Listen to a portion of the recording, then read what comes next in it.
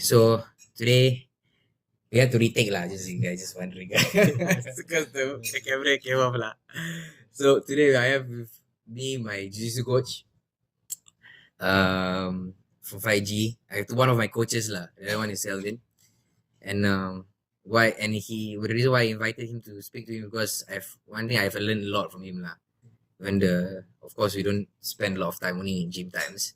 But also we traveled to Malaysia, so that was a fun time also. But I will tell you something about that one. Okay, let's start from there. I want to tell you something about the first competition. I tell you what happened prior to that. So when I think about hindsight, I fucked it up lah. I screwed up the whole night before lah. The first thing was I slept them late. I slept them late. I think I slept like 3 a.m. because I was talking to her. She was talking to her at her house. And then slept so late, wake up late. I didn't eat breakfast. And then I got these caffeine pills. The caffeine pills, right? So I thought the caffeine pills would give me more energy lah. Yeah. And then after I was just whacking it lah. I was just drinking, putting the bottle, then it starts freezing up, the whole thing became more thing. So I started to drink it. So I thought, okay, this will give me the energy that I need lah, because I got no enough stamina. But after the first fight, I realized the adrenaline was one, and then the caffeine was another, and I couldn't breathe back lah. I couldn't get my heart rate back to normal. Like even at the gym, 5G is hot as fuck lah. Right, it's super hot. But when I come out of the mats to go to at the back to breathe, I automatically can breathe. Relax after 2 minutes, 1 minute, I can start breathing back. But this one I couldn't breathe already. I couldn't breathe. Yeah, so I don't know. I think one of the main thing for me when I think about it, I was making arrogant lah. I thought I could no problem lah. Then I think I could have done it lah. Part of me inside there, I thought I could do that lah. I guess. And then so after I think I realized, oh shit, man, I really screwed up that day lah. It's normal. Yeah. So the part where we started off previously was about your post on Facebook lah, about the elections and stuff, which I found it very, very interesting. Because right now I feel like I'm in a situation where I want to learn as much as I can. For anybody possible, whoever. In the previous session where I met the pastor was also one expression of that that I could learn from anyone and everyone lah. And after having spent some time with you in the gym and speaking to you, and also understanding what you do as your art curator and stuff like that, I knew that there's something that I can take from you. Not really. I mean, honestly, there's something I can take from you. And then also because we are very Facebook is something it's a form of our expression for a lot of people. It's a avenue where we share our thoughts. It can be trolling, can be many ways lah. But there's a lot of truth in it lah. Even though it's a trolling in that sense, there is truth to it, So that's why I picked up from it, and maybe you wanna share your thoughts on it. I think you were mentioning about the video analysis that I did. Yeah, it was partly a troll. Given the scenario before the messages, before elections, COVID happened. It's a highly stressful time for everyone. And one article came out in the newspaper, talking about the top 10 essential workers. And a lot of people started misconstruing it because one of the supposedly the top non-essential workers are the artists. So yeah, the arts community were up in arms, but it's one thing to go against for the sake of going against, and it's also one thing to understand what is the scenario and what's the situation for the audience. I would say that the newspaper was the article was published in bad taste, of course.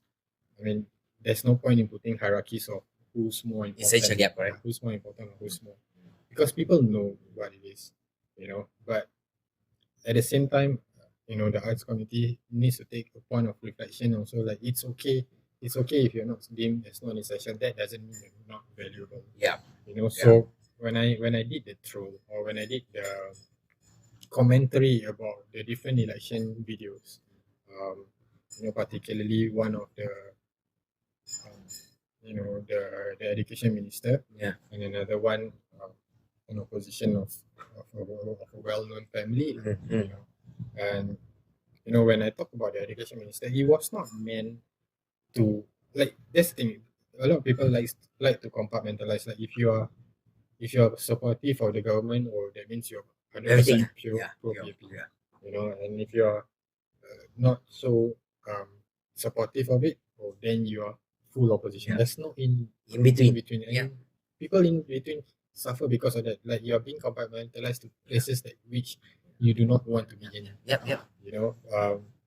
So I was just analyzing the whole situation. I was assessing why, like, how can I contribute to the conversations. Mm.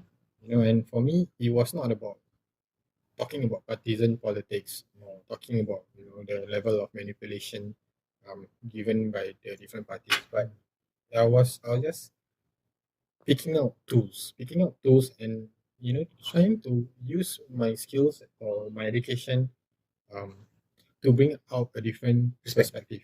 And like I said, like the education minister, he gave a very brilliant speech to the graduates, the class of 2020.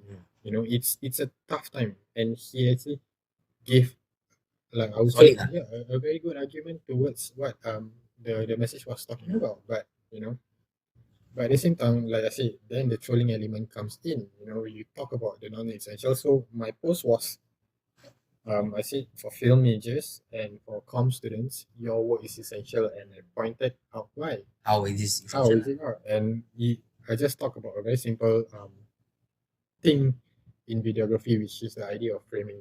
Framing the picture, framing the placement of the person, how it is done. Like I said, I would say the message was good, but the video was left to be desired. And I started with that because to point out the importance of having film editors and videographers in your place. Yeah. And if you don't have that, just learn the basic of video skills. Because video can heighten the message or not. You mentioned about the Workers' Party, how successful they were. That's exactly that, because I may or may not agree with Principles. the election campaigns. I may or may not agree with the message that they were trying to do, but I cannot discredit them for being effective in using video to garner support from the masses. Yeah. And it's something so important, right? Yeah, it is important, and like I said, if you are not capable of doing that, then don't do it. Yeah. Just put up a good letter, a good speech, and post it up as a picture or PDF. People will still get the message. And reporters, they will still talk about it. I So think maybe part of it, if you can consider that as a possibility. Maybe they don't find if they are not so connected to the people in that sense that they don't realize that this video part is an essential part for messaging. yeah, it could be. I mean, until today, everyone is trying to learn how to be effective. With regards to certain skills. People talk about the social media. It is as like you have to acknowledge that this is an environment where the social media is thriving, and given the pandemic, it became even more important. So your flaws or your capabilities is being heightened in this particularly unique situation. We are not out of it yet lah. We are not out of it yet, and I think with this whole situation, the way forward, it's still going to be like that, because then they realize that how much the generations, the current generations are attuned towards technologies. I'm not saying just social medias, I'm just saying attuned to technologies. The next big thing that for all next election campaign, something beyond TikTok might be used as a social media tool. And you just have to embrace it. You cannot say no, this is bullshit. This is just meant for people generating cloud. But Yeah, But it's that's what essential it lah, in a is. sense. Yeah, Yeah, that's what it is. yeah, it's You know, like one of the commentaries is like, oh, one of the commentaries and also criticism is that Singapore is becoming a populist politics. But if you see um politics itself in a democratic world, Yeah. you know, it is Populist. populist Yeah. because democracy is majority vote, right? Yeah. Is basically ruled by the numbers. Yeah. So you can't run away from that. Yeah. You can't run away from that element. Yeah. You can be sectarian, you can be, you know, totalitarian. Yeah. But as long as you believe in a Maintain the populist mentality Yeah. in a sense lah. as long as you believe that you need to give a chance to democracy Yeah. by having votes, Yeah. you have to accept that the populist element will always be there. For sure. Yeah. That is essentially the crux of democracy lah, right? Yeah. You giving the people the popular vote lah, right? Yeah. And I think one of the main thing I got from that is this dialectic thinking, you know, like where it reminds me a lot about George Bush statement, you know, like it's either you with us or against us. Yeah. You know, his mentality, you know. And why you know, I feel like it's a problem. You know, I feel like a lot of people have this problem. You know, like this one dimensional thinking where they don't think in other possibilities, you know. Yeah. But it's okay for you to come up with a perspective, Yeah. but you must also give credit to the other point of view, you know, and then you can somehow balance it out, you know. Yeah, like, and I think you know, when they talk about the criticism of populists, and I say it's a good thing. I mean, it's a good thing. It may not be now, but it is a good thing that, you know, the politics or the elections in Singapore are becoming like this, because while you may see that, you know, there's more talk than action by all parties, right? And a lot of the older supporters are saying that, oh, you know, you're not thinking with your you're not thinking, you're just following your heart when you guys vote. You know, you're supporting the opposition for the sake of supporting. But that's the thing, everyone is afraid to make a mistake. Yeah. Right? But with this populist mentality, you are starting to see the younger generations to say, you know what, it's okay to make mistake, and I'm gonna do it. Yeah, it might you might bear the consequences. It might be dire consequences. Yeah.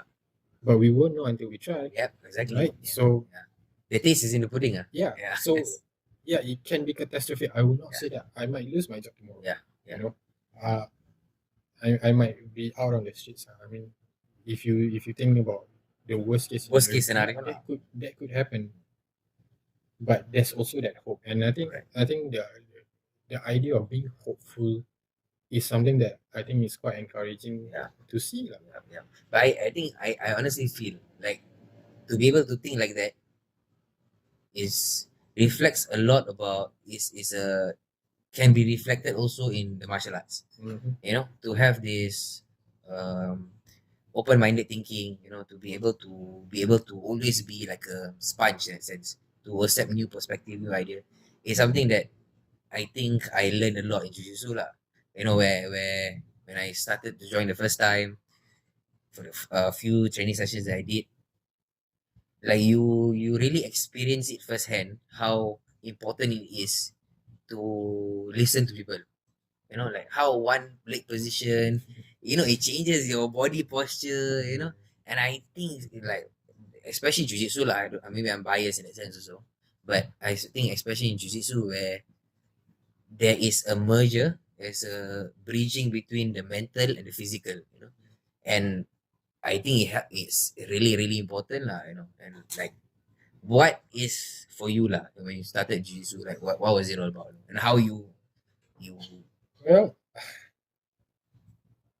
I mean, when I was young, I wanted to learn silat. I was not allowed to learn silat. Okay, so that's it. So and then I picked up Muay Thai. So I would say that I was part of Darren's first so-called fight team, you know, with all the old school traditions about how to enter the fight team and everything. So in one of the training sessions, I broke my fifth and my sixth rib. So, you know, then it became for me like, okay, I still want to do this, but I'm quite afraid of being, punched out.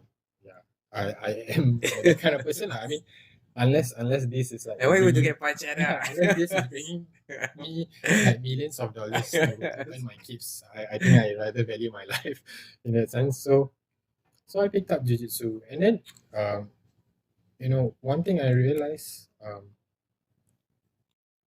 one thing I realized is that people have different motivations of why they want to do something, and I always tell my new students, even when I told you, say, no one comes into the gym saying I want to be a world champion. You want to be a world champion after you've trained a certain level of element. Usually, right, majority will come in, I want to keep fit, I want to learn a new skill, and defend myself, and I want to have fun. So I always tell you guys, don't lose the element of fun, because the moment you lose the element of fun, you lose your motivation to train. Yeah. And that is because that has always been what I believe. I wanted to learn fun, and when I picked up jiu-jitsu, that I realized I had a lot of fun because it got me thinking. It wasn't just a set of combinations or like jab, cross, hook, punch, or whatever. It's like, I remember my coach, Shane, in one of the first few training sessions, immediately went into sparring. I think that's the unique thing about jiu-jitsu. Like, you are thrown into the deep pool from the very beginning. Yeah. And I got submitted 10 times. Using the same submission, which was a triangle. I told you this story so many times, but yeah, I just gave you the whole scenario. So out of the 10 times, 9 times were the same. I mean, the 10 submissions were all triangle, but 9 times were the same. Then I realized that, oh, he does this because my hand moves that way. What if I move my hands a certain way? And he changed that position to go into a triangle. And that's when I realized that, a particular technique or particular skill is not confined to a very strict protocol. Correct. I would use the word protocol because, if you learn the very traditional skill, they'll be like, oh, this is how you should move your hand, this is how you should do this. But in jiu-jitsu, those are building blocks. Those are not like fixed set in stone. moves. Yeah. So that got me into it, and I just continued. So I guess I would safely say, I think it's about 10 years into my jiu-jitsu. Yes, and I'm still learning. Yeah, sure. Every day. And I think like a lot of this thing was why I like, for me lah, why I fell in love with it was that also lah, in that thinking game, it's not just about brute strength, it's not just about knowing like the so-called moves. It's like how you're able to think in this it's supposed to give you anxiety. Having someone on top of you, having their sweat onto you, is hot as shit, and then this one is trying to hurt you, actually he's trying to kill you, it could kill you if he wants to, and this heightened sense of anxiety. How do you manage yourself, do you just let go of your mind? Do you just go into like beast mode and try? You can't, and I learned that firsthand, like you can't go into like this.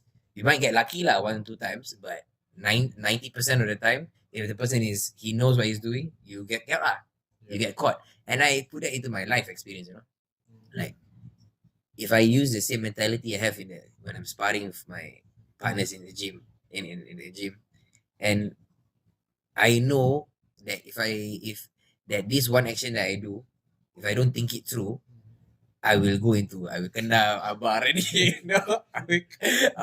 You kata you kena sama ada submission lah, right?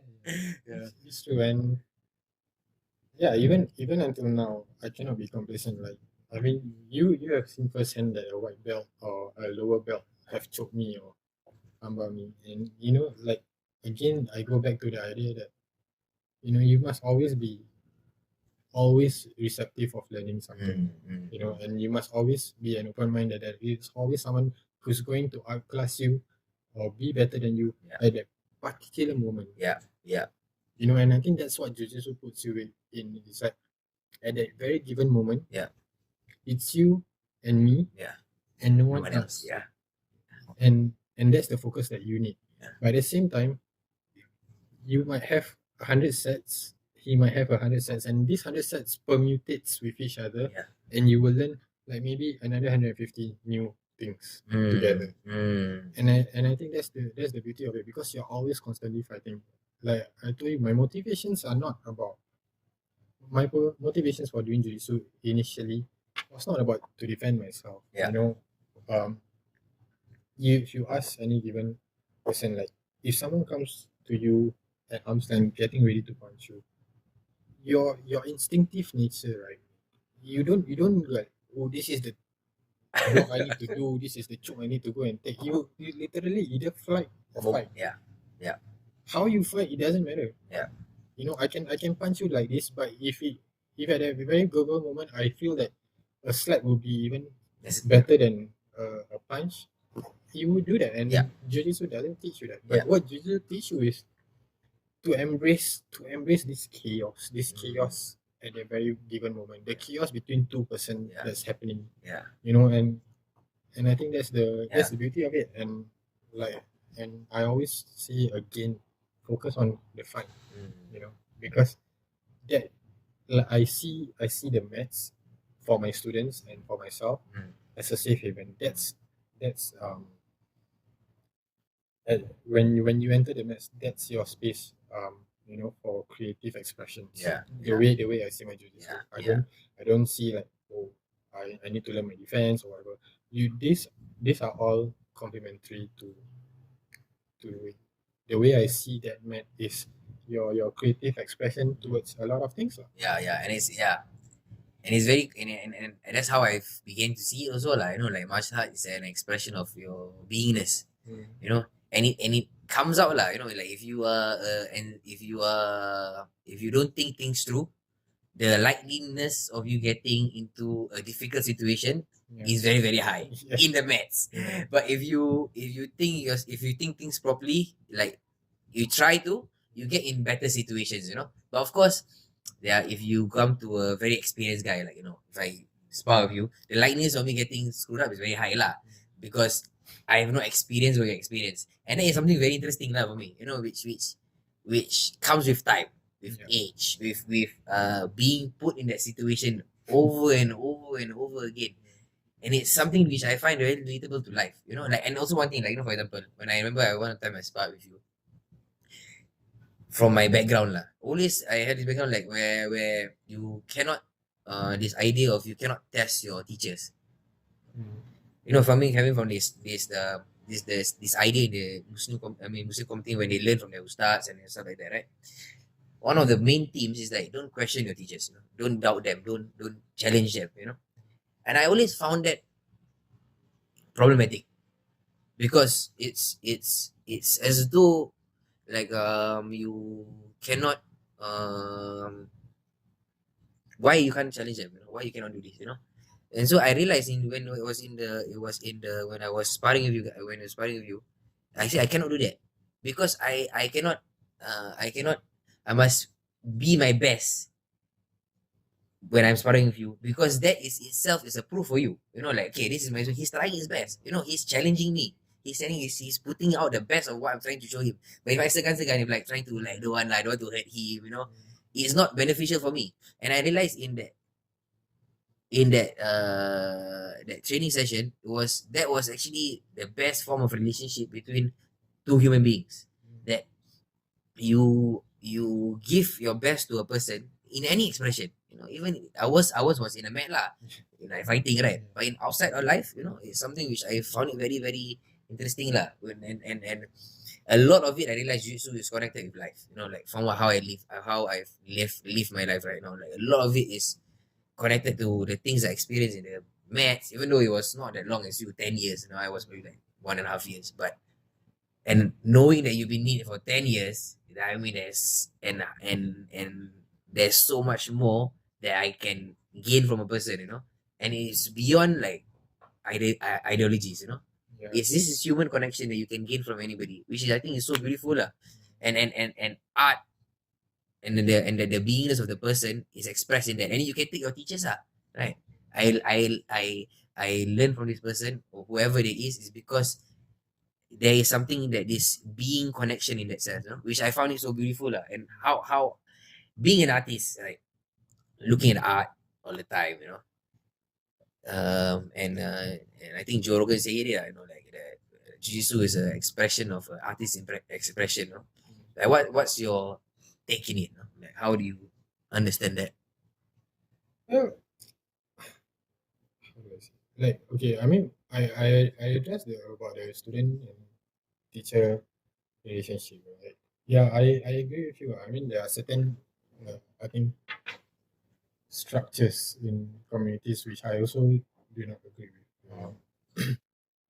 In a way, like you, yeah. I mean, there were times where when I was learning things, I was told not to question, but then I realized the learning didn't help. Mm. And like, given every aspect of life, I've always sought to question, Mm. and I think questioning is a valuable thing, and it's not a form of disrespect. Yeah. Even contradicting is not a form of disrespect. It's actually respecting. It's actually a form of respect because you are actually listening at the same time. That disagreement is your statement towards his. That means you're acknowledging that he has this opinion of a different person, and like you said, I mean, it's transferable in life and all that. And actually, it's life that's teaching us what we are learning about things in jiu-jitsu, Yeah. or every given aspect. That's true. And even in the art, right? The if you if you study like the curriculum based art, um, they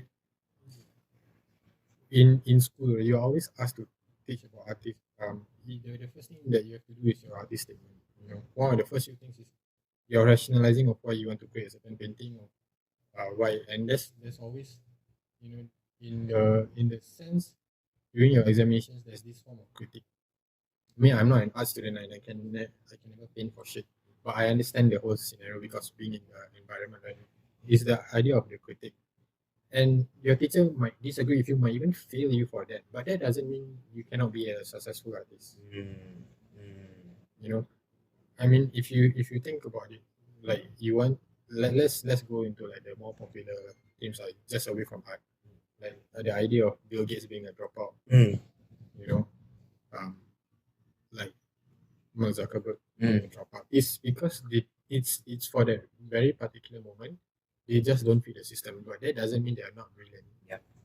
And I mean, I'm catching up on shows again, and I watched Suits, and that's the same. The whole scenario, same thing. The guy's a genius, but he just doesn't fit the system. Yeah. You know, and I think that's okay. Yeah. It's okay to be an outlier in that sense, and that's what, I guess in the art world is that. I mean, if everyone's churning out the same piece, then there's no art to. Yeah. The artisan skill is there, Yeah. but the idea of the expression Yeah. is lost. Like arts, like how I've been learning arts, how I've understood arts. One of my teachers, he said that there is Wahyu, there's revelation of God, and below revelation of God, there's poetry. And he connects, and poetry of it is connected to arts. And he said, because revelation is something that God gives to a man, and he reveals it without any intermediary. Means he says it and you see it. That's how the prophet did it, right? But arts, like when you look at the poetry, when you look at poetry, when you look at paintings, all that kind of things, you see that humanness, he puts his color onto it. He puts his impression of that beauty that he sees. And I think there is everyone has that capacity lah. Everyone is an artist in that sense. Everyone is manifesting their art in that sense, in their own shape, color, whatever they do it. But the core, but what is like the central meaning to all of it was, what is your intention? Like, what is the central theme of why you do what you do? And I think that is so important lah. And I believe the reason why people, like, we are always caught up in this dialectic thinking of, it's either you with me or you against me mentality, is because we are afraid to break their boundaries. We are afraid to break their boundaries of conformity. Yep. Like I must fit in.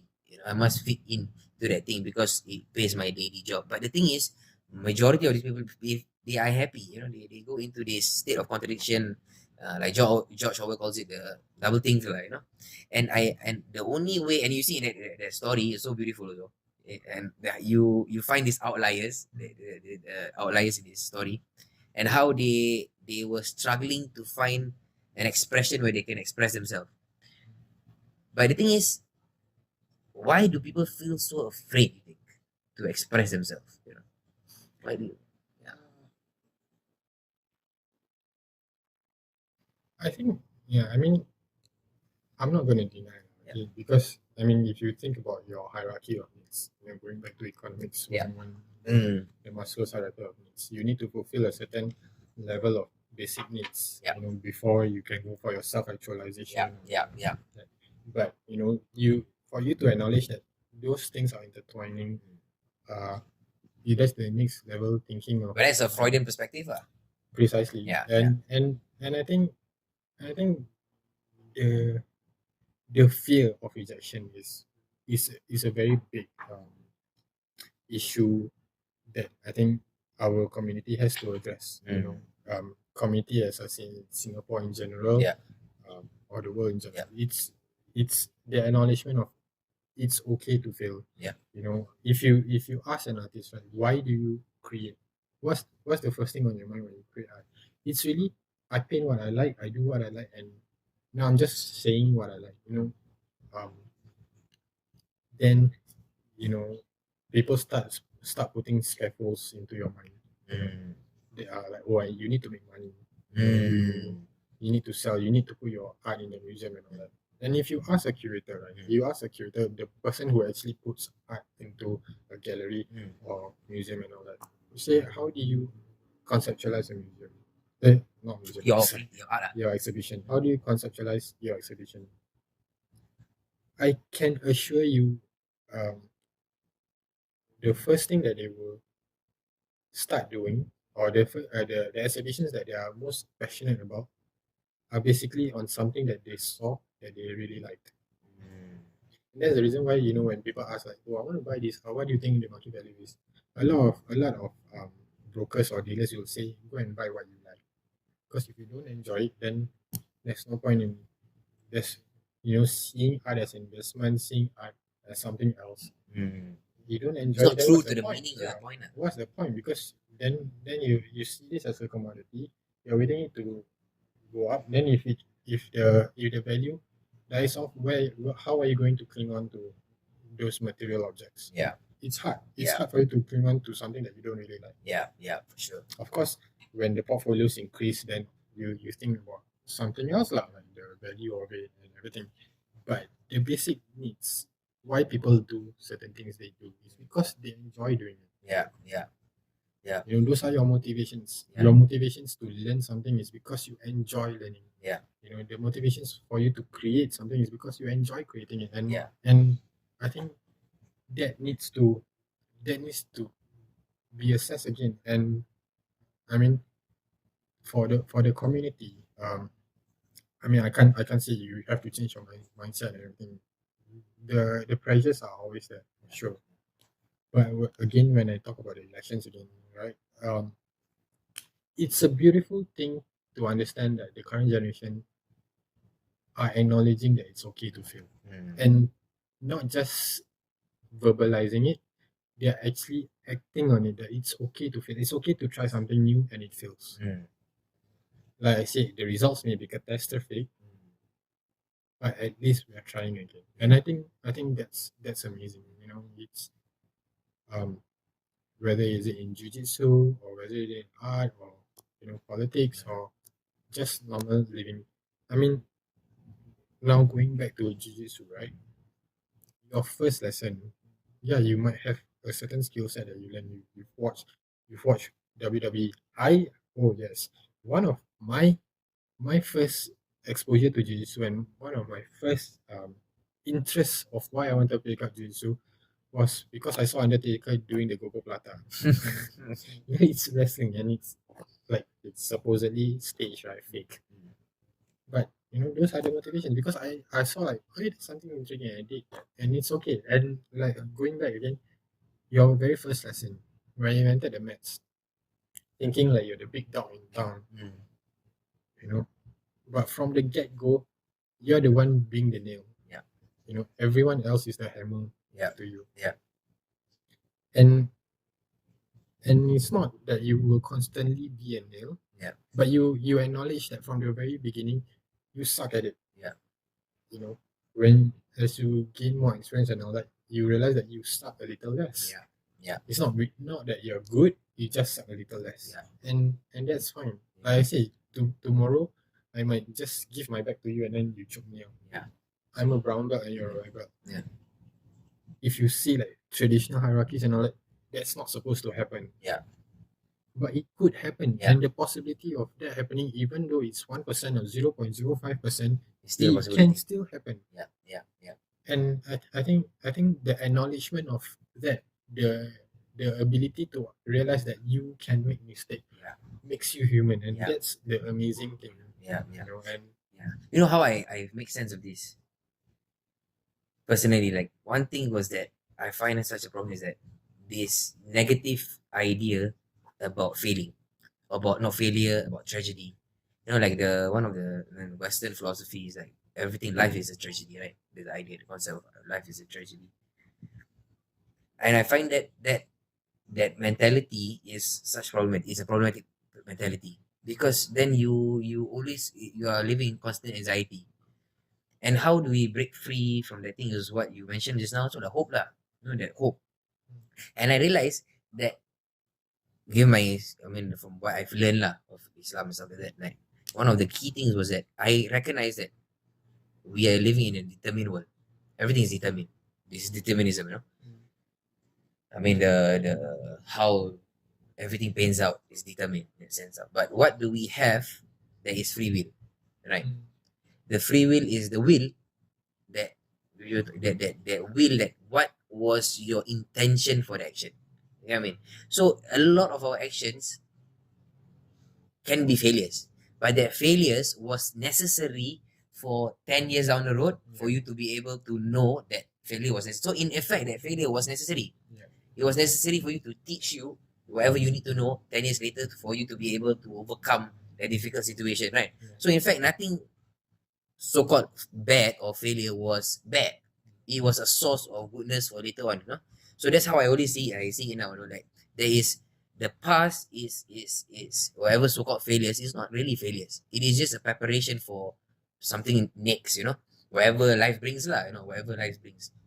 And whatever is important for you at that given moment, like what you said, that moment was how true were you in your intention. Like for me, it was like how honest and sincere I was to me being a true person to Allah. This is how I see it. Like how is this moment relevant for me? Like do I have facades? Am I trying to create an impression of you to me? Like I want to have this image of you. I don't like previously I probably think like that, and previously I would probably think like, I need to create an impression for you, who I am and my identity. But nowadays alhamdulillah, I don't, after this COVID thing lah, really, this COVID thing shook my existence out of me, man, really.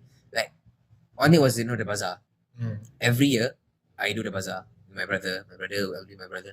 And the bazaar has always been a good source of income for me, to me to last for a good few months, for a good year lah. And when this COVID situation came, but as though I was also prepared for it. I saw the incident in China. I was thinking, this one comes here, confirm berabah. But then I always giving like, no lah, maybe Singapore government will do this, Singapore government will do that. But it came, and it didn't stop. And then slowly, bit by bit, I saw, the bazaar is not gonna happen, man. This bazaar is not gonna happen. And then finally, he said, it's not gonna happen. The first and then that was, it shocked me, because then the first thought came to mind, how am I gonna make the money that I thought I was gonna make? But alhamdulillah, I did not feel like that lah. I was not in that financial anxiety. I did not get financial anxiety. But what it taught me was that I cannot predict the future. Like this world that we live in. Like if someone came out to me last year and tell me like, what up, I was in the container doing the work, people paying money, all that kind of thing. Then next year, there'll be no bazaar. The whole Ramadan, you be at home, you lock down, you cannot go work also. Your father cannot even call you to work. You have to stay at home, do nothing. I really tell this guy is a crazy ass guy, you know. Yeah. But the reality was, it happened, man. Yeah. And then I thought to myself, like, what could you anticipate? Yeah. Nothing is anticipatable, man. Yeah. This whole world that you think you create an image of possibilities of cause and effect, it's actually not there. You know, you create illusion of it, you know, and that shook my life, you know. And then what was it? Was the I realized that, as though for me, like this entire world stopped for me to think about where I was going. You know, for me, like it was existentially for me. That was my impression of it, lah.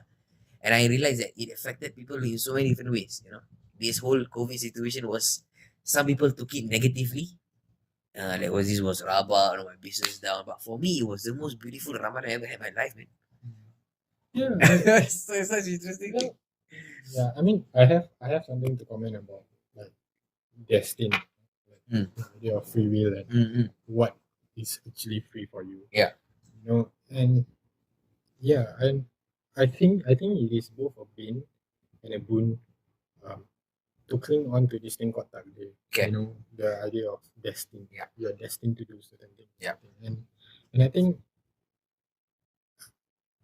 that's what is actually hampering certain things within communities. And because, you know, if you subscribe to I would say, a religion, right? You have a certain supreme being that you believe in. I'm not talking about Islam, Yeah. or whatever. Yeah. You just, there's a certain supreme being who's technically narrating your life. You know, that's what we are taught. Yeah. I think. And I think people cling on to it so tightly that they have missed opportunities to see things. You know, and I think that's something that, you know, we just need to grow and acknowledge. Yes, our life is supposedly destined. Our life is destined. You know, if you want to use proper syntax towards what I'm saying. You know, but at the same time, you, like what you say, you don't know. Yeah. You don't know. This action of me drinking coffee is probably a destined towards something else. Yeah. You know, and I think we just have to believe that what we don't know, you know, is either we find out, or we just choose to ignore it. You know, don't cling on too much on this idea of takdir, where, oh, this is how God planned me, and this is how, if God tells you your plan, then what's the point of living? You see, this is the thing, which I realize is the problem. This mention of the word takdir or destiny, for some people, it becomes a source of enslavement. Yeah. But this, what I'm saying to you, is not, I don't feel enslaved at all. I feel it's a freedom, it's a liberation. And I think that is how it's supposed to be. Because, like, give you example, like, you took an example about an African kid in Africa, right? And having no source of food, probably die of malnutrition or something like that, no? At 6, 7 years old. His realities of what is possible for him is determined in that sense. Like, he can't be a banker of a World Bank. The likeliness of him becoming a banker is almost impossible. All right. And we are all in that, put it just such a like a drastic impression lah. But we are all in that sense like that. Like, I have a limited capacity of who I can become because of my circumstances, my socio-economic background, the friends that I meet. You know, the likeliness of me doing a certain action is also limited in a sense. But the enslavement in the sense, what they make, there's this takdir makes enslavement is that I'm hopeless. I cannot do anything. I cannot do anything at all. All hands be to God. Yeah, you know, the kind of mentality. But it becomes such a like, why I want to do?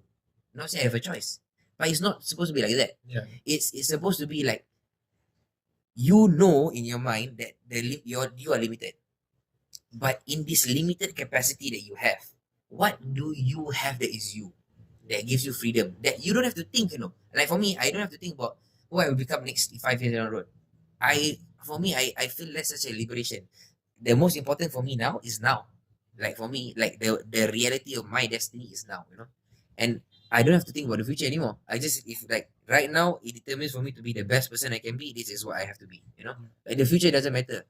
But people like they use this takdir in themselves like, why bother, like nak mati apa, like mati lah. But you have to search for your medicine, what, right? You are sick, biarkanlah kaki sampai patah, don't do anything lah, this takdir, what, if I want to baik means baik, but you're not being the best version of you now, like that is so stupid, and then God doesn't want you to be that kind of person, right? And I agree with you. I mean, if you want to talk about this, right, and I can give you one instance. While I was actually doing my master's thesis. Okay, my master's thesis was somehow I wanted to do on Southeast Asian. At that point of time, I had no focus of what I wanted to do. Then I decided to go upon my invitation of my brother. I decided to go to South Thailand and see this whole new group of Southern Thai Muslim artists. So I went. I came back. I still didn't have a topic to write about. Then one day I got a knock on my door. And then one of the Muslim missionaries came down and said, "Hey, we are doing this. The we are raising funds for our mosque and all that. So one of our ustad wrote a book." Then I say, "Oh, can I see the book?" I mean, usually I'm busy. I just give money. So, I just give the book. Then when I opened the book, then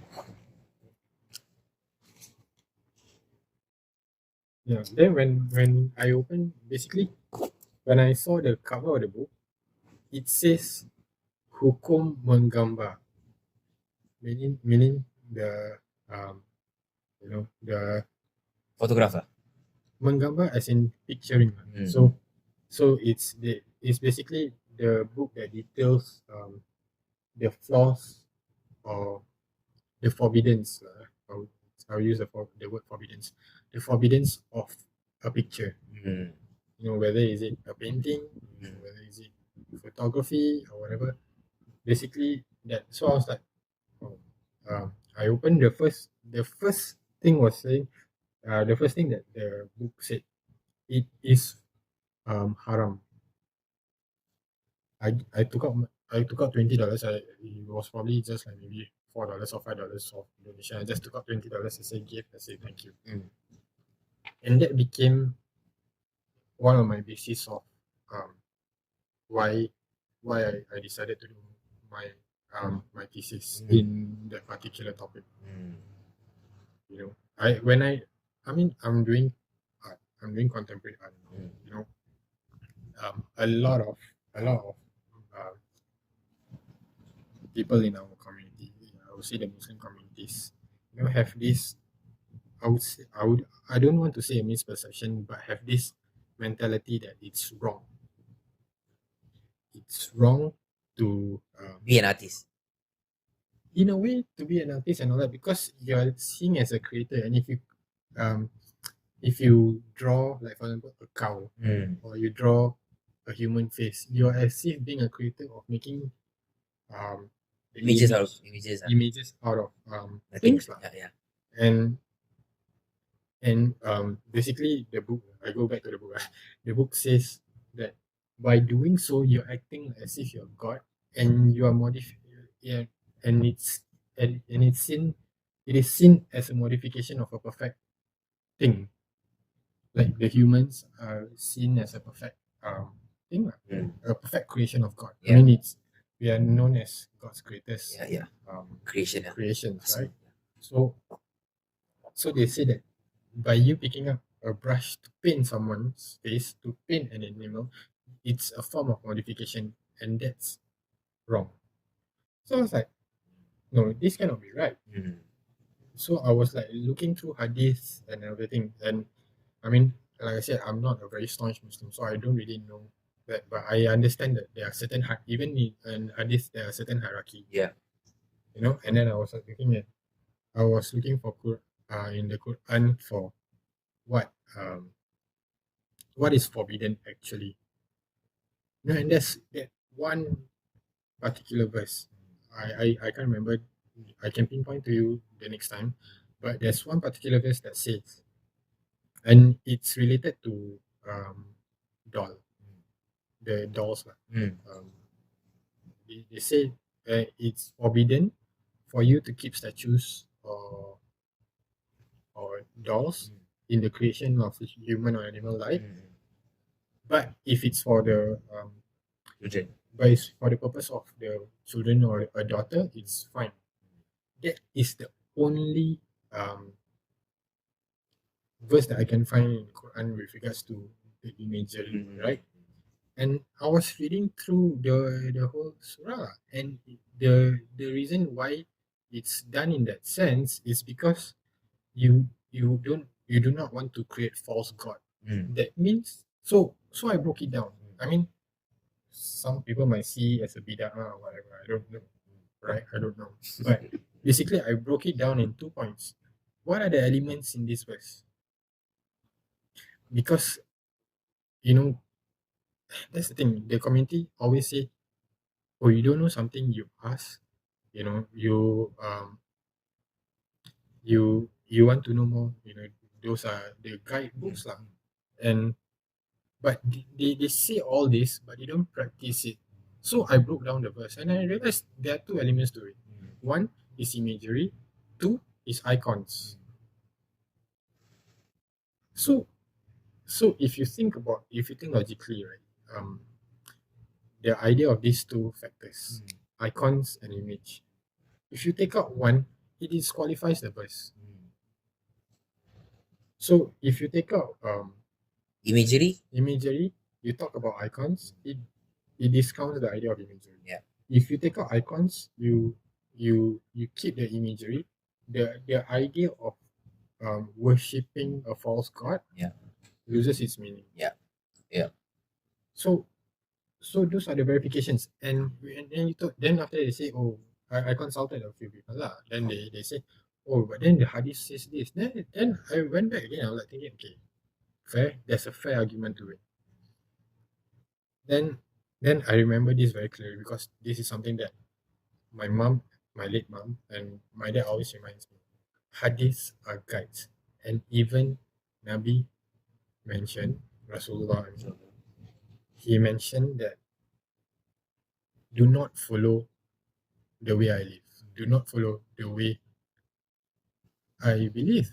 And if basically what hadith is about is the guidance of how Prophet lives. It's a guide. Yeah. It's not law. Yeah. I think I get what you mean. I get what you mean totally. So you know, in this whole essence of the takdir, and you know, when we talk about expressions, we talk about creativity and all that, you need to understand the circumstances that you are put in. For sure. Yeah. I think this is the one thing which I realized that many of for me I think I broke free from is this. We look at the Prophet ﷺ as an expression of an Arab man. You know, we see, because we put first he was born in Mecca 1,400 years ago. He was an Arab. He spoke only Arabic, and he lived in the Arabic landscape. Socio-economic was like that. They didn't have like tall, high building, all of us. So, as a 21st century Muslim, the first thing that we see is a contradiction in that sense. That he does not know my life. You get what I'm saying? He does not know my living, my space, my reality, my circumstances, my existential reality. So, first part is detachment in that sense. And the next one is also, like, for example, you said like the Muslim art community find it like it's wrong to be doing expressions like this because of the perception of what they believe Islam is. You see, like they have an idea what Islam is, you know, and of what this deen is all about. Is this Arab man living 1,400 years ago, giving and Quran as a source of guidelines, the kind of book like this. But I think that is the biggest problem. I tell you why. Because if you look at the Quran, you look at the stories, a lot of it. One is our Messenger and then the story of Nabi Musa, Nabi Ibrahim, Nabi all the stories lah. Like what has their story got to do with us? You know, this is the first thing that my first question is, what has the Quran story Quran has to do with me at all? they living so long time ago. You know, okay lah, they show some stories, but how is it real for me now? You know, how does it impact for me now? We fail to see that connection. This is clear lah. This is for sure 100%. And also one thing, we go to it not as we go to it as a guidebook of law, like what you can find, you know, the statements here, statements here. In a sense, like how can my perception, how can I find justification of my beliefs in this book, right? Or in this hadith and kind of things. So the reason why there's a contradiction, or I would say this is a contradiction, is because the Islam that we have is not set in stone, in a sense that you must become this man 1400 years ago, because that is not his being. His being is not the garb, it's not the clothes, it's not the all of that things. It is his state, which is an existential reality, which meaning that what did he go through in his life, the stages of his life. He went through hardship. Yeah, I go through hardship. He had pain, I went to pain. You know, he had fear of money, I went to fear of money. I lived his life, in a sense. You know, I lived that kind of lifestyle, but without the kind of states of life, anxieties of life, same as him, but without going to that same situation. So I think the central theme of it is how do we find connection for us now, you know, as people 21st century, in we're connected with the Prophet ﷺ, which is, I think is which, like one of my sheikh, he said to me, he said, like, the Quran is not a book. Is if you go to the Quran to find statements to justify you killing people, you can find it. If you go to the Quran to find that, to justify that all the alcohol is probably okay, you can find it. If you go to the Quran to find whatever your ideals are, you can find it there. And you can use the hadith to justify it and cop up, you put a soup and then pop, come out. This is your perception. And you can justify it by text. But the reality is it's not like that. It is existential. It's like you live it. It's a living book, you know, you are living part of it. So it's not about, really, if you ask me honestly, it's not about being being in that sense. He's guiding us to live life in whatever circumstances you are. Ernst Jünger said it beautifully. You know, Ernst Jünger, he said freedom is like a cloak. It's like a cloak. In every age, the cloaks change. You know, so the ideals that he gave us was this idea of freedom. Like, he achieved the state of freedom where he was in Arabia 1400 years ago, and he was the peak, and he is a manifestation of the peak of humanity, like the best possible. And how do we connect ourselves to arrive to that same situation of state of heart? And Allah gives in the Quran, He gives another expression, not just the expression, He gives the Nabi Ibrahim, peak of freedom. He attained it. And Musa, all the stories of all the prophets were just an expression of how dynamic the human life is, you know. And all of these different prophets experience God differently, not the same way. And Musa, experienced the same way that Muhammad felt. You know, everyone was different. And how we realize it, the prophets experienced God in the same way. They did not look like each other. Did not live the same life. Did not believe. They did not go through the same things. They lived different things. And you probably haven't met. Yeah, they never met. You know, but they were connected in heart, in spirit, in states. And I think that is what Islam is. You know, it's not the 5-day prayers, all the rukun and stuff. Is to make sure that you are within a boundary of acceptable expression.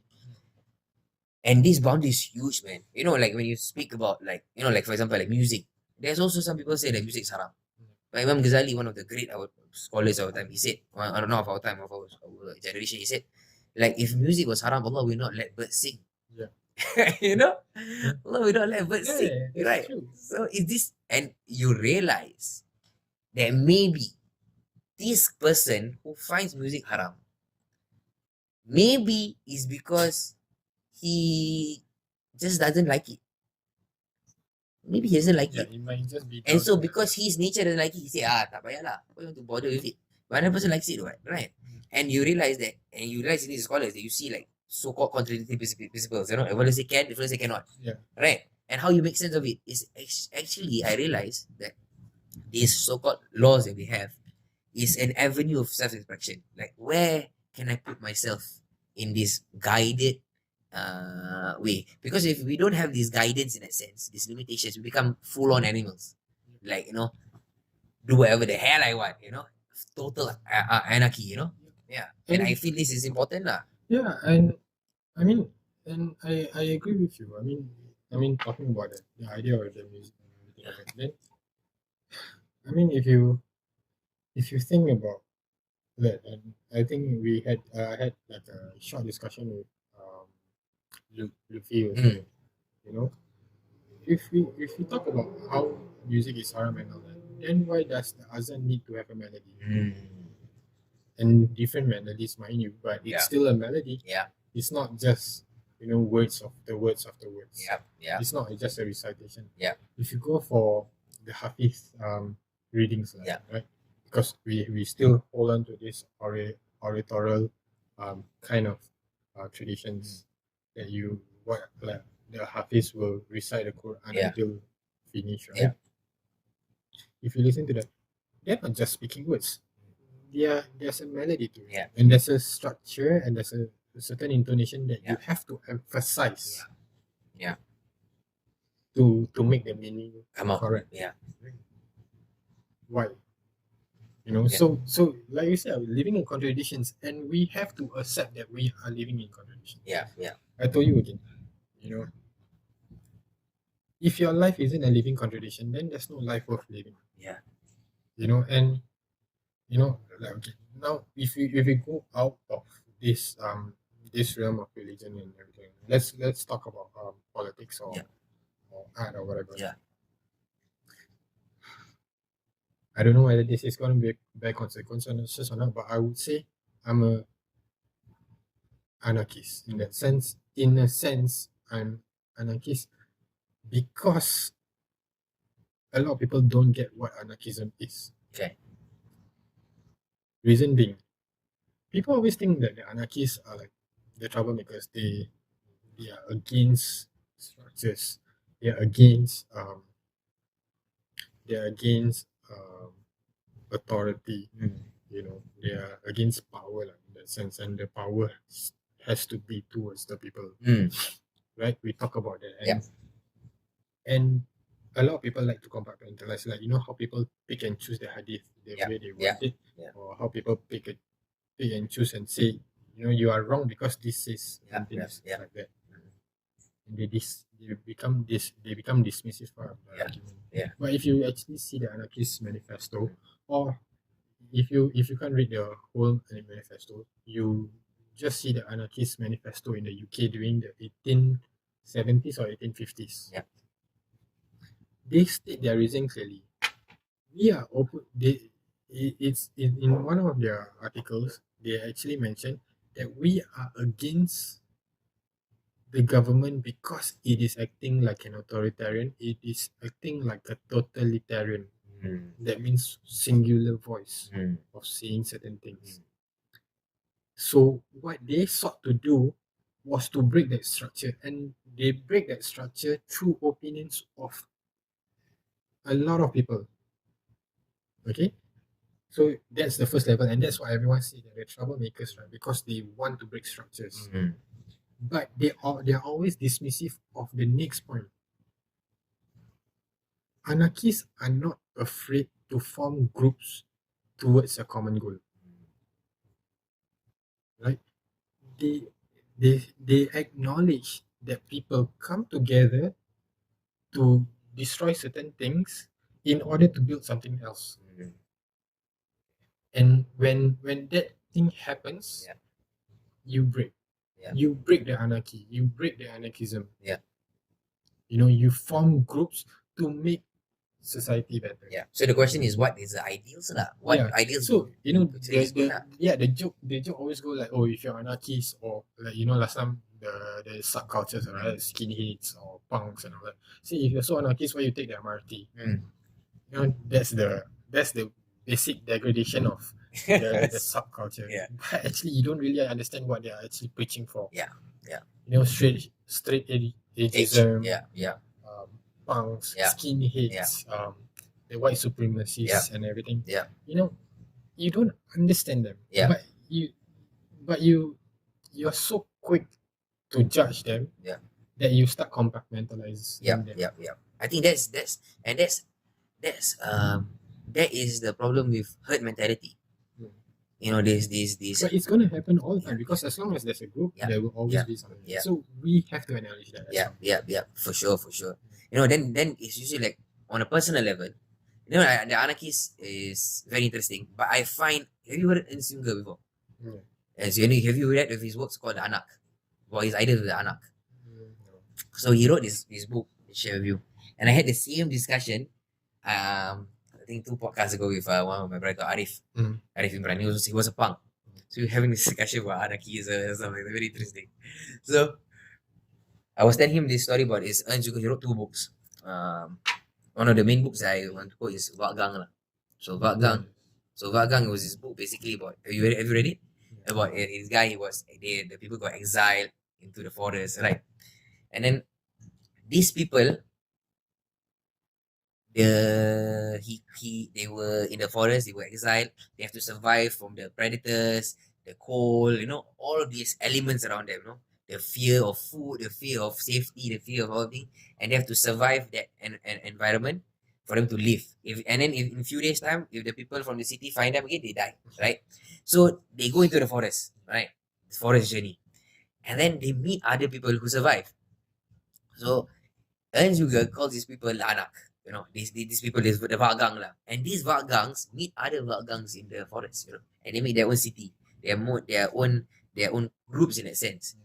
But he ends the entire thing, the idea he was pushing across, he said that the forest is here and now. Here and now is the forest. And where is your sanctity? The only sanctity you have is in your heart. That is you, that is your because the reality is that in reality, there's nothing you can change exterior from you. You only can change you. You only can change your state. For example, this makes sense on a very big level. Example, if the person realizes that he acknowledges and accepts and is at peace with the fact that he will never make $1 million in his life, right? He accepts that. I possible for me to make $1 million in my life. Give my circumstances, I will just be like this lah. And he acknowledges that is my limitations, but he accepts that peace, and then he makes that reality a freedom, that I am now free to do whatever I want in this limited scale of what I have, right? And he calls it the anak. The anak is a person who acknowledges that he accepts the rules of the society. He accepts the rule. He is not against the rules of society, but he is free from their rules. You get it? He is free from their rules. He is not playing the same ball game. You're talking about dialectics. I'm not in dialectic issue. I'm not in your dialectic issue. And I realize this mentality is so important for people to live life. Because if you don't go in through this state of asking yourself, like I told him, I told one of my friends, he said, like, imagine if you were born in Nazi Germany. Right? Imagine you were born in Nazi Germany. If you were German, fortunately, the thrownness, Heidegger calls it the thrownness, you were thrown into Nazi Germany, beautiful blonde haired German family.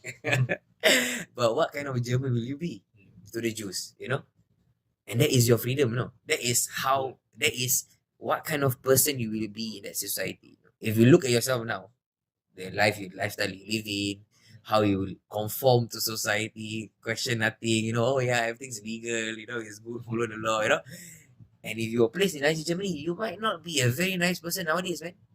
The person of us looking back, fuck, that guy, his family, Paitao, so many Jews, But he was right then, But how about now?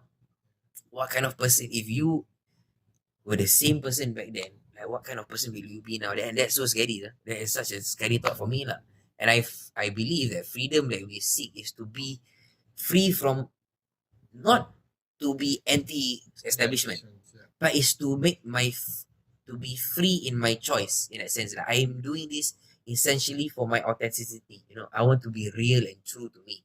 And you don't want the circumstances around you to dictate what you should be, right? And you want to be free in expression. I believe that a lot of this, a lot of this um, feeling of that we cannot merge Islam into this arts thing. I feel it's because of the lack of understanding of what is the vastness of Islam. If you look into Iranian arts, Yeah. it is magnificent. The honeycombs. Yeah, it's mad. But how did this person reach there, man? Is the process is another level, And I believe this is something that we maybe need to rediscover, rediscover. And the tools that we have for that, I believe, is one is thought, and one is being brave enough to put yourself in situation, which is very important, lah. Yeah.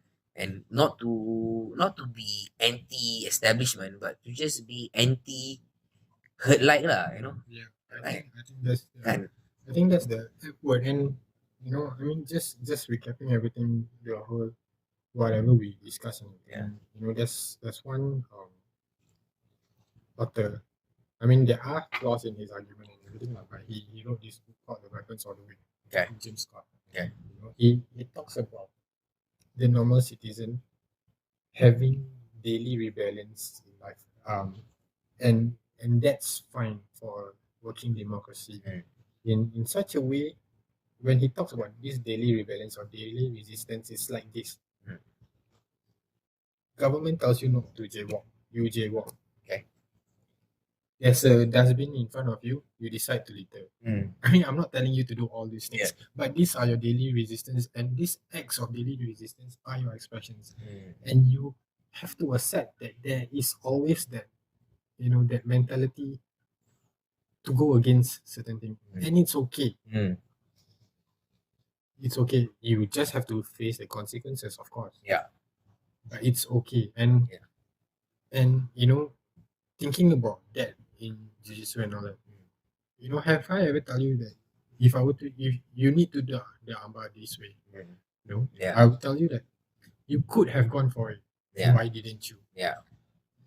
Or you do this. Why don't you give this a try? Why don't you put your legs here? He might not be able to stop you. He might not be able to pass your gut because you put your leg like that. Yeah. But that doesn't mean he cannot do it the next time. Yeah. But that's the thing. It's that continuous. You recognizing that it's a continuous cycle of, a rebellion and a conforming, finding new ways. These are all expressions of creativity. Yeah. For sure. If you take a painting, for example, right? You take a painting, and I wanted to address this earlier on. There's this, like, it's one of I would say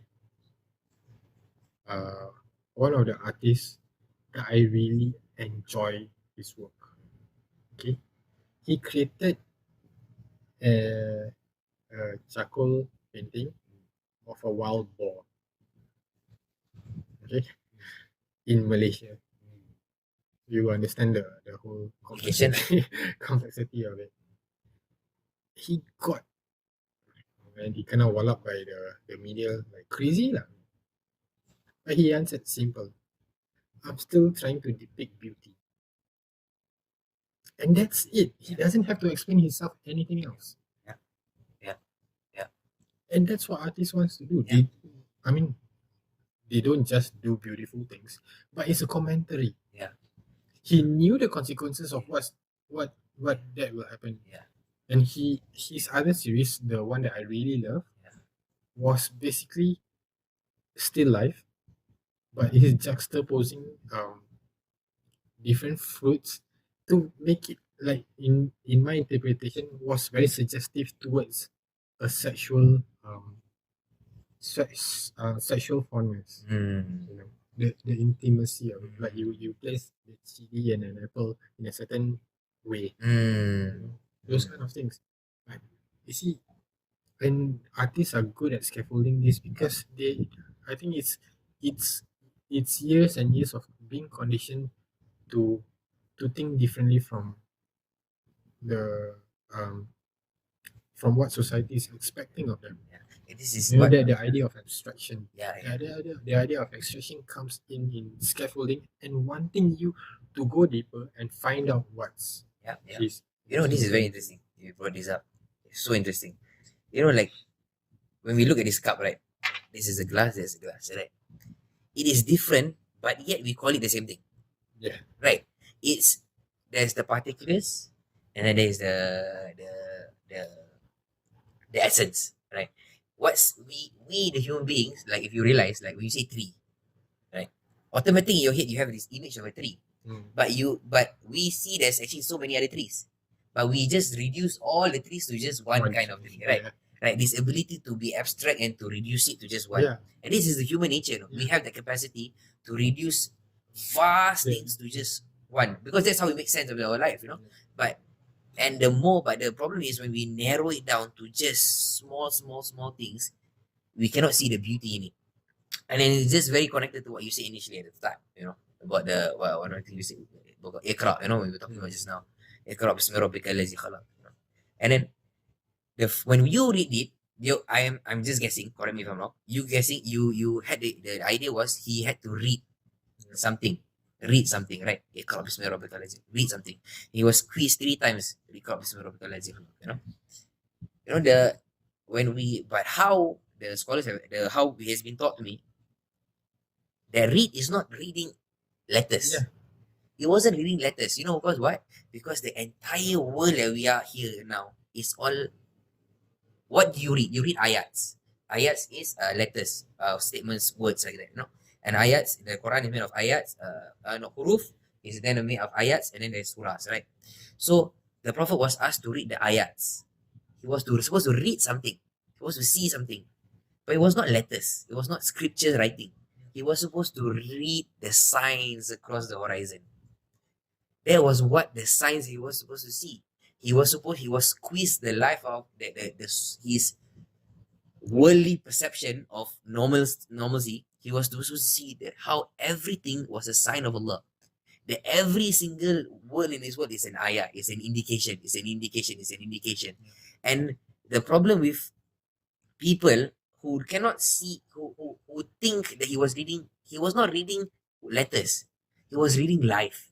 Yeah. And this is what he wants to give us. This thing is supposed to give us the ability to read life in signs, that everything you see, the face of Allah.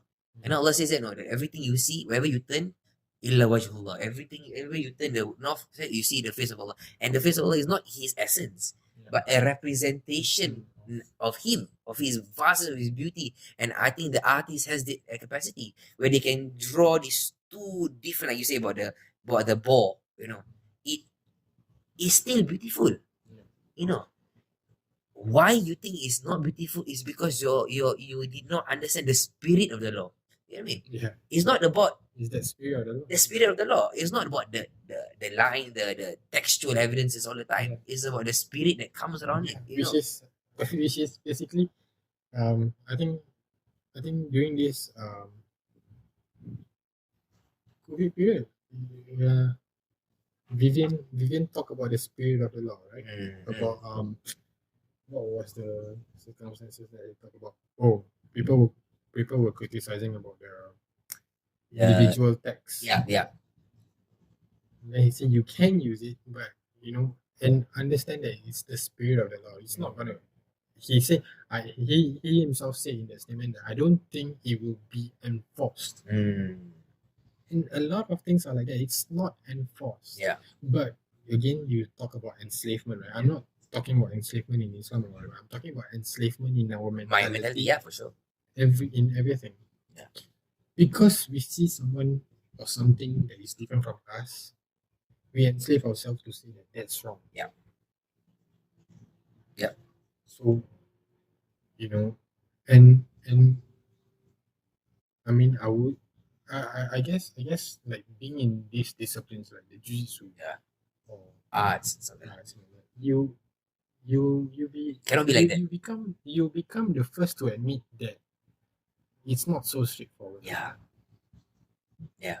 it's true. And in secondary school, people talk about, oh, science are the hard facts, and the soft skills and everything, and everyone's trying to be that. The social sciences are trying to go like data driven because you want hard facts. These are hard facts, and science that sense.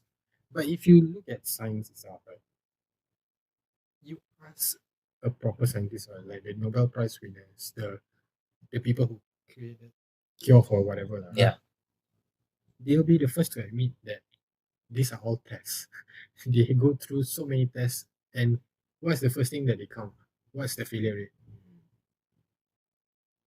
They will always count the failure rate to prove that this is evidential enough to be good enough. To Be good enough. Yeah.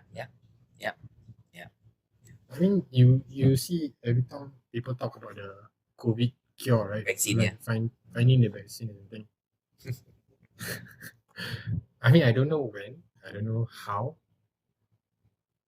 what will happen. Everyone's in a rush to come out with it because they want to control certain things. Yeah. I'm not going to say like be free and open. Yeah. No way, man. Yeah. Right? I value my life too. Yeah, So yeah. I adhere to certain things. Yeah. But at the same time, when you see all this rush, like US supposedly find the cure, what did US do? I buy the whole thing so that the whole world doesn't get it. Then now there's espionage services of trying to find it. Yeah. And then while this between US and China is happening, UK came out like, hey, actually we managed to trigger a certain part of the white blood cells to be able to create antibodies to fight this. A totally different thing. And we don't know what Germany is doing. Yeah. But what's evidential in this whole exercise is realizing that there are multiple ways of going through this. Yeah. Exactly. I mean, that's how the capitalist runs. Yeah. The differentiation of your products towards another. Yeah. But that's how socialists run too. Yeah. Recognizing that everyone in different societies is performing a certain set that helps the community. So actually, we are not very different. Like the far right, the far left, the center, and all that. Everyone's not much different, and it's okay for the people in the middle, to articulate this and see it's okay to do these mistakes. Yeah. Then we learn. Yeah. We go back to the idea of takdir or whatever. Yeah, I know in my mind, my life is predetermined, but I don't know how it's predetermined. Exactly. Yeah. So what can we do? Be the best version of ourselves. Yeah. And going back again to the martial arts, like when I conduct my class, what did I say? Learn to have fun. Yeah. The moment you stop having fun is the moment you stop learning from everything. Yeah, for sure. Right. I mean, I'm not saying that Because if you dread the martial art, if you dread it, you lose the spirit of what is there. Yeah. You're supposed to enjoy life. You enjoy the. Yeah. So people have this argument like, oh, this is not practical. This particular jiu-jitsu is not practical because you go out to the streets, where got people who go on the streets and all that. But the reality is, no person in the right mind will just go down and like, oh, I show you this. Terbaring ya. Yeah. You spider guard. It's commonsensical that no one is gonna ever do that. So you don't have to articulate just because you don't like it. Yeah. You've gone through training with me and everything. I'm a gut player. Yeah. But that doesn't mean I'm not good at throwing people around. Do I practice it? Maybe lesser. But that doesn't mean I don't know. So, if you are telling me like, oh, this is bullshit, I'm not learning this from you, well, you can try me on other stuff. I might not be as good. You might even win me. Yeah. But that doesn't mean I don't know how to defend myself from it. Yeah. So that's the thing. You see, like, it's giving value to my values. And I just hope that this continuity is happening, and like people having conversations and people arguing until their hair is gone or whatever. Yeah. I welcome that. Yeah. Maybe that's the anarchist mentality again. But I welcome that because I know through that conversations we are going somewhere. Yeah. One of the things about this having conversation, one of the things that really motivated me to do this was a statement of Imam Shafi where he said that I never go into a discussion wanting to be right. Yeah. I only go into conversation hoping and I pray to Allah the person that was speaking to me is telling me the truth. So I can be a submitter to truth, Which is such a brilliant thing. Yeah. It's such a liberating thing, Yeah, it's good. Yeah. And you go back to this the whole criticisms about the opposition party and all that. They always say, oh, you read the manifesto, actually it's not very strong. They're just superfluous. They're going through the populist mentality and everything. Yeah. And then suddenly they want another GRC. So now we have 12 member of parliament. I mean, opposition. two NMPs, 10, and Pritam is given the role. And mind you, when Shen Long, when our Prime Minister mentioned that he becomes the leader of the opposition, it's not out of goodwill. It's actually written, stating that he by a certain percentage or certain seats that he's given, he automatically becomes the leader of opposition. By Tonalities semantics, the semantics of things, but let's not talk about that because I'm not going to comment again. But that's the beauty of it. You see, people might say that their arguments are very populist and everything, right? But what they fail to realize that by the PM giving him the role as the leader of opposition and awarding him to secrets, the state secrets, for him to be able to perform his tasks and given like all the necessary information. What they don't realize is that now the opposition is given the opportunity to prove himself, because the next election they can never use the excuse that you're not giving us the opportunity, because now the opportunity comes by law. Correct. So that's why I say it's welcoming, and next election will be even more interesting because of the information that's being given out now. Like one of the. So it's not actually it's not a bad thing. It's not a bad thing. It's not a bad thing that the opposition is winning through populist things. Because now they can never sit on their laurels anymore over decades, over elections of the opposition saying that, give us the opportunity to do it. Now you're given the opportunity. Prove it. But also one more thing very interesting, like how people always say like the GRC is the way to make sure that the opposition can go up. But it's a double-edged sword. These things are all double-edged swords, Like you say it's meant there to stop you. Of course, which leader would let you in?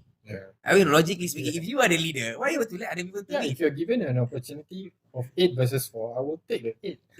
Like why should I give you that? It doesn't make sense, right? Sure. So, but the opportunity for them to win that other seats is there. They never took it out. It's there. But if you manage to win that, then it's a double-edged sword for them.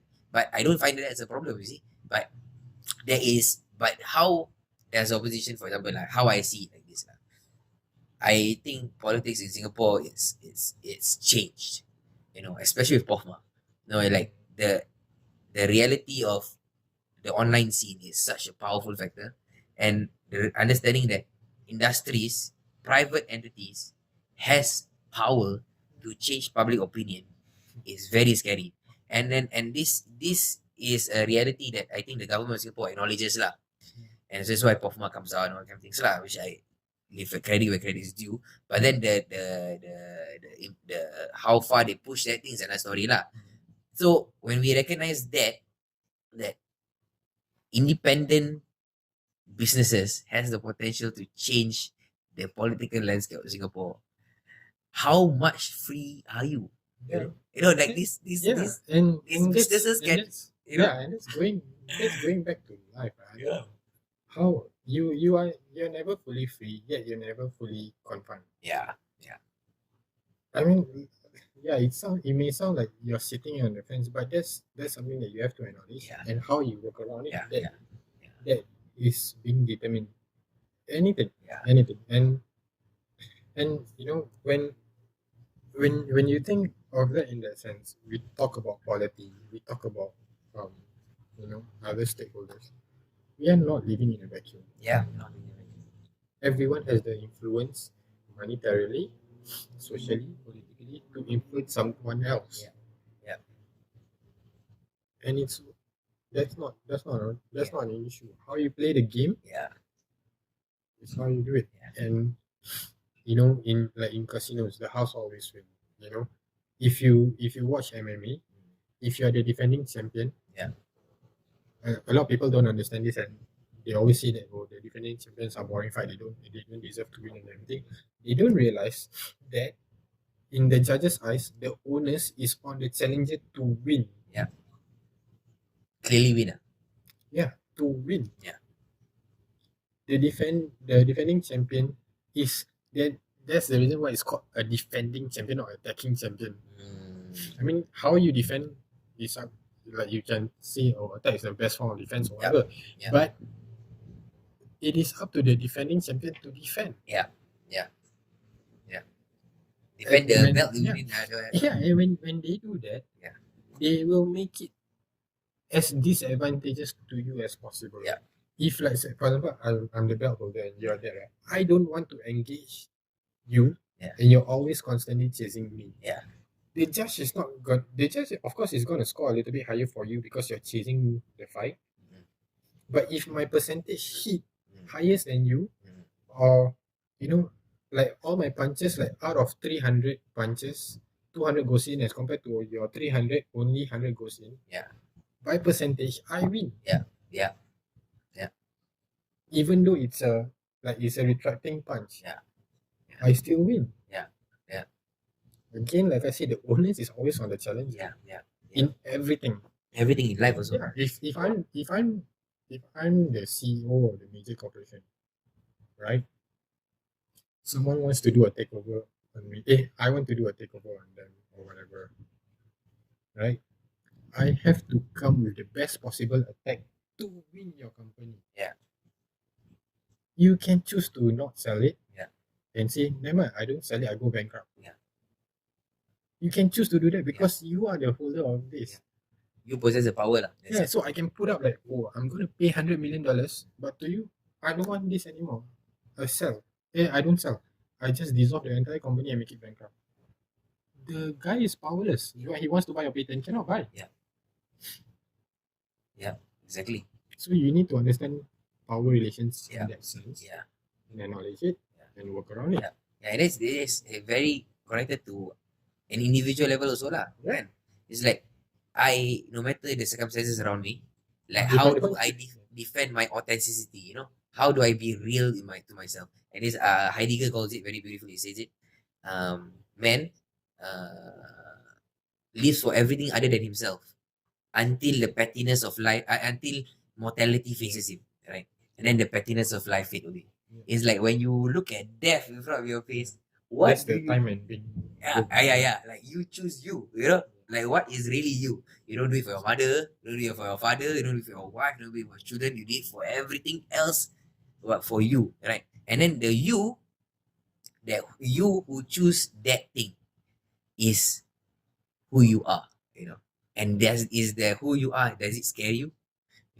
That's who you are. Are you happy with that who you are? Or do you want to raise that who you are to another person? To be the complete person. And then I guess that's for on the individual level is for us to explore lah. Like when we remove all the veils of all the masks that we put on ourselves, like what remains is this person lah. And are we happy with that person? Like Nietzsche, he says like my friend KO, one of the podcasts he told me Nietzsche did this experiment. He said that imagine this, like the Satan will come to you, and then you live your life and then you die. And he asks you, if I were to let your life, the same life, run over and over and over again, will you what will you feel? If you say like I will be unhappy, sir, to live the same freaking life, non-stop, infinity, live the same life. You say you have failed life, You Yeah. feel It's true. I mean, like sometimes I do reflect myself because as a martial arts instructor, you are given a certain sense of power and responsibility, to be a role model. Yeah. Like the idea of the role model. Yeah. it's something that until today I still try to, in a way, push against. Because I mean, if you see me as a person, like I'm diagnosed, I do share with you, I'm diagnosed with major depressive disorder. Yeah. So I'm a depressive person. I'm not suicidal, but I may be. Yeah. I don't know. Yeah. I'm diagnosed with that, and I'm also clinically diagnosed for anxiety Yeah. as well. Yeah. As a parent, if you have a instructor like me, Yeah. they're thinking of role model. Yeah. Why would you want to send a kid for that? So that's something that, like, as a role model, I've been trying to push away. I'm not a role model to you guys, but it's something that I cannot ignore because of my position of power. Yeah. How much power, it doesn't matter. I'm in a position of power because of seniority, right? Yeah. So this is how I navigate. Yeah. I'm not going to be a role model for you, but as a senior, I'll try to bring the best out of you. Yeah. I've always told you and our teammates, never fight the way I fight. I never fight the way Kelvin fights. We will try to get the best out of you. I remember I told you that, okay, you're good at taking down someone. Your first thing that you should do for your first match. What do I say? Hold the pants. Hold the pants, let him go down, get your 2 points. Yeah. That's it. I didn't tell you anything else. I just tell you just secure the 2 points because that's how you fight. Yeah. Is that how I fight? No. Yeah. I don't think that's how Kelvin fights too. Yeah. But I know enough to know that that's the best possible outcome for you. Yeah. At that given situation, at that current level you are. Yeah. Yeah. I think that kind of relationship is expressible to a lot of people. Yeah. And like how everybody, if in that mentality, right, of bringing the best of each other in Yeah. every circumstance of life, it's such a beautiful thing to live by. It's a good thing. And the thing is, in this pursuit of beauty, I would say, in this pursuit of beauty, you have to acknowledge the ugliness. Because the ugliness should be used to heighten the beauty, not to degrade it. But also, one of the things, the ugliness is necessary for beauty to come out, Yeah. So in actual fact, it's actually beauty. Because if everything is beautiful, Yeah. then, Yeah. like I say, if life is not full of contradictions, then it's not living. It's not worth living. Yeah. It all Sure. goes back to the same. Yeah. So, like, I mean, I guess we should answer. Yeah. But the idea is this: that for me, one, conversations in all aspects of life, Yeah. good or bad, has to happen and has to be acknowledged, not ignored. It has to be acknowledged. Yeah. Second, you people talk about passion. After articulating your passion, do it. Yeah. Even if it scares you to fail. Yeah. Don't be afraid to fail. And that is something that I hold quite dearly in everything I do. Like, be it in exhibition and all that. I put out the exhibition. The first thing I want is, what's your criticism? I want to know so that the next exhibition will be better. I will never create the perfect exhibition. And perfection is, it's such a cliche to say you will never attain perfection. But the pursuit of it is there. You only get better. Yeah, and there's this Japanese philosophy called wabi-sabi, whereby you're always trying to perfect things, but there are always beauty in certain imperfections, and you're not supposed to just be okay with it. You improve on that. You make things better. And the idea of it's okay to make things better from a bad situation is, I think that's amazing. You have to acknowledge that there are flaws. You need to admit the flaws. Even after a lot of resistance, you will have to acknowledge the flaws. And your voice is equally as strong as my voice. Be it in art, be it in politics, be it in that. But then after seeing all this, you just have to know one thing: acknowledge the consequences. Yeah. That's it. Yeah. How and also if you and how you embrace that consequences Yeah. determines who you are lah. Yeah. Right? Like if you were true to what you say, Yeah. you know, Yeah, like I said, I like even in my thesis, I've been venerated by Muslim scholars, um, but I've also been criticized for twisting words. mm, But you know, when for me, I say, okay, put out the argument why I do it wrong. You know, after a while, it became an attack of character rather Yeah. than an attack of argument. yeah, yeah. And this is normal lah. This is Yeah. then shows the shallowness of the It's person. ugly, but I acknowledge it. Yeah. Yeah. They say, oh, because you're not a good Muslim, you don't really do whatever you Yeah, need ad to hominems do. are normal lah. Yeah. Yeah. So I'm like, okay. I mean, if you're arguing my character, there's no point of arguing. Yeah. But I acknowledge that. And yeah, I can try to be better. But my version of better It's not your may version. not your Yeah, may not be your version. Exactly. And then that is so important lah. I think I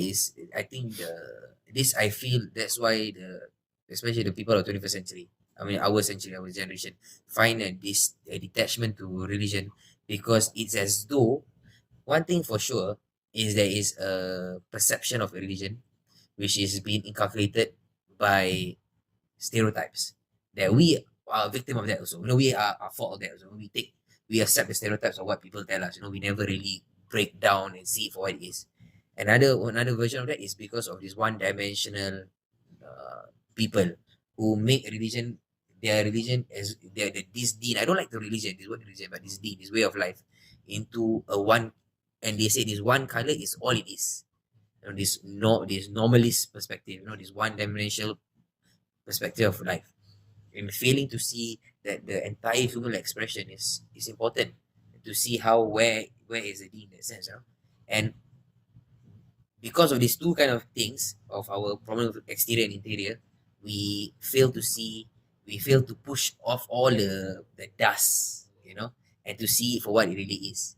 And I think to find that bridge, and this is one of the reasons why I'm doing this, you know, is to be able to find that bridge, of how this our life, what we're doing that is good in our life is actually comes from our desire for greatness, you know, Yeah. doing good, you know, and we should be able to acknowledge everyone's life, and for the individual, he should reflect on his intention of his beingness of why he did it. You know? Yeah. Is it the best version of him? You know, and I think like martial arts, and all of this is a necessary element. A necessary Yeah. element. So and I just want to on this. I mean, with regards to acknowledgement, right? I'll just end with it like this: a murderer is never a murderer before, and then never a murderer after Yeah. the act. A devout is never a devout before, Yeah. and never devout after. Yeah. It's at that particular Yeah. moment that person is Yeah. the person. Exactly it, man. That's exactly. It's beautiful, man. And then that's how I will try to live my jujitsu life. Yeah. Thank you, baby. Yeah. Really appreciate it. Yeah. And I hope you guys enjoy this session, and inshallah we'll have another opportunity to do maybe you can suggest the next topic. Yeah, sure.